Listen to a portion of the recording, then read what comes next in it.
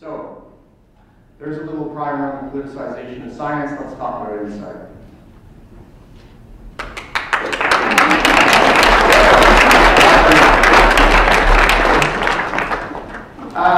Let me first acknowledge that I'm up here talking about this evaluation and a huge body of work.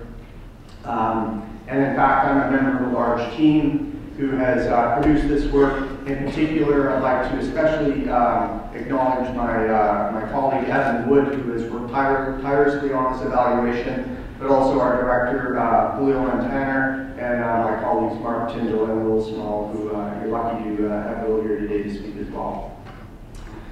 It comes as no surprise to anyone here that Vancouver was the site of what's been described as the most explosive HIV epidemic ever observed in the developed world, with an annual incidence of 18% in 1996-97, and this occurred among the injection drug using community in the downtown east side. At that same time, British Columbia was experiencing about an overdose a day, and this was also at epidemic proportions, leading the Vancouver Regional Health Authority at the time to declare a public health emergency. The city has also been the site of what is widely known as probably one of the world's largest and most visible open drug scenes, resulting in all kinds of public disorder and social harm. That led to this place. This is Insite, and it is located in the 100 block of Hastings in the heart of the open drug scene. Its entrance is virtually unnoticeable from the surrounding areas, except that I would argue it's one of the nicer looking facades in the area. After people come in and register, they are eventually led in through a controlled door to this room, the injecting room. There are 12 booths for injecting. The site is open 18 hours a day. They now supervise an average of 800 injections.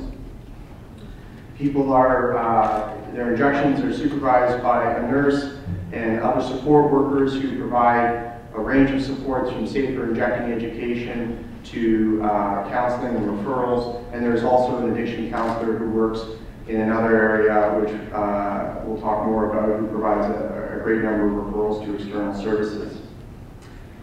So our group was asked to evaluate the scientific evaluation, and although some of the critics of our evaluation have claimed that we're a very pro-safe injection site, the fact is when the initial RFP came out to do this evaluation, we didn't even apply. We were concerned that this would be a very politically charged evaluation, and we had a lot on our plates already, and we thought we would leave it to others. But unfortunately, no suitable candidates came forward, and it looked like the site was not going to open unless a credible group came forward and took on the evaluation. And so, with some urging from our community partners, we agreed to do it. However, recognizing that this would be a very charged evaluation, as a team, we decided that we would take all measures to ensure the highest level of scientific integrity and transparency. We did a couple things. We assembled a provincial steering committee consisting of all major stakeholders, including the RCMP, the Vancouver Police Department. It was chaired by the provincial medical health officer, and we ensured that they were aware of all the methodologies and all the evaluation results, and we sought to make sure that we were translating our research into understandable language. We also did a very unusual thing. We could have just simply waited till the end of the 3 years of the evaluation and produced a massive report. But we all know what currency reports carry. At the end of the day, anyone can dismiss a report, say it's biased, and it gets just put on the library shelf. So we instead fought for and won the right to pursue independent scientific review of all our studies prior to publication. We said that we will not publicly share the results of any work until it has passed the test of independent scientific peer review. And let's just consider what that means for a second. I'm sure a lot of you are aware, but I'm always reminded that as a scientist, I say things like peer review and nobody knows what I'm talking about. So let's just make sure we're clear. What we do is we decide we're going to conduct a certain study, like an evaluation of the impact on syringe sharing. We go through the analysis, our statistician pulls the data, we write up the paper.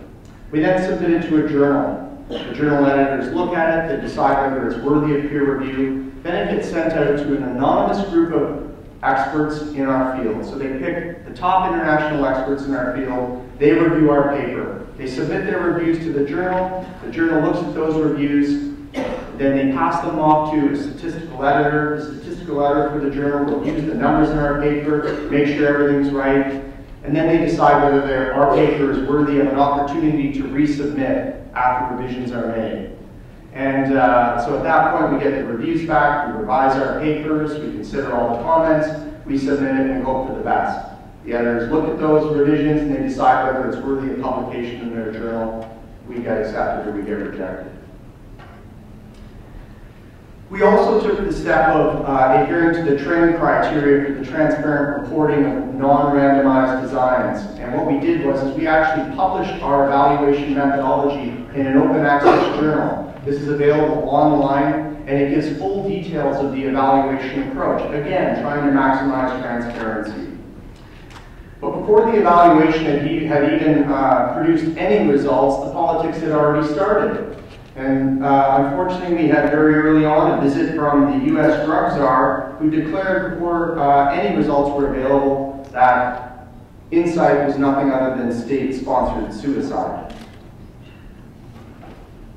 Our evaluation is focused on 3 lines of inquiry: description of processes and operations.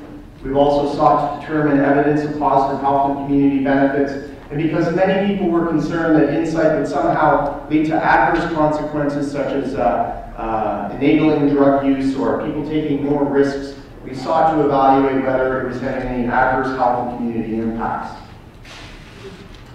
So let's talk about some of the findings. There are now over 25 published studies, about another 5 or 6 that are under review. I simply don't have time to address them all, so I'm going to give you some highlights. One of the first important papers was a paper in the American Journal of Preventive Medicine.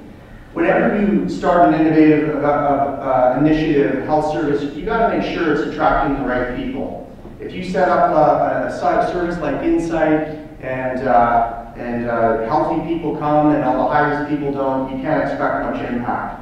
So we looked at who were the people who initiated use of Insite. Well, before Insite opened, there were people who were highly likely to inject in public. There were homeless people. There are people who injected heroin and cocaine on a daily basis or more often. And also there were people who had recently reported having a non-fatal overdose. And we concluded that therefore the site was attracting people who were at high risk for HIV infection and overdose, and also people who were responsible for a considerable amount of public disorder in the community. And it was attracting the right people. We followed that up with a paper in the American Journal of Public Health, which showed that Insite had succeeded in actually retaining that population, that they kept coming back and using the site on a frequent basis. A key interest also was in the site was whether it was having any impact on public order. There were those who thought that taking 800 people who might otherwise inject in public spaces off the streets and indoors might improve public order. Other people said that it will attract people and make public order worse. So we published this paper very early on in the American Journal of Preventive Medicine. What you're looking at in the top panel is an 18-week period. The dotted line represents the opening of injections of the injection site. As you can see, from week 7 to 18, the number of injection drug users, that's what IDU stands for up there, using the site gradually increases and stables off for the first 18 weeks. First 12 weeks ago, 500 visits per day. In the bottom panel, you see the number of people who were injecting in public in the 10-block area around Insite. And as you can see, as use of the site increases, the number of people injecting in public goes down. You see the same effect for publicly discarded syringes and other forms of injection-related litter. For the people who are interested in statistics, we actually used each of these measures of public disorders as a dependent variable in some multiple regression models. We were concerned that people might say, well, there was more police on the ground at the time, and you know, that might have helped. So we put police presence into our regression models. We also thought, well, it's Vancouver, and if the weather's bad, it's September. Maybe if it rains more, less people will inject outdoors, and people might attribute the reduction to weather. So we got the National Rainfall Statistics, and we entered that into our regression model.